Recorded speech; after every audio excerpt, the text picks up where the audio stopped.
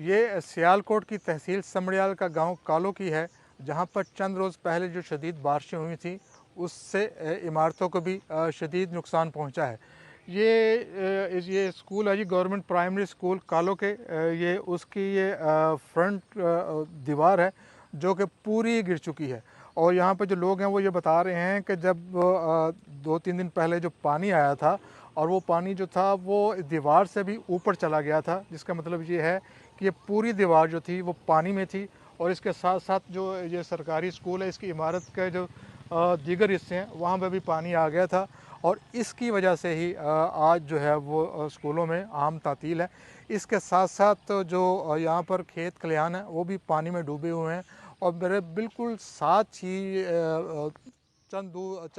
1-2 kilometre کے فاصلے پر Sialkot airport ہے، اور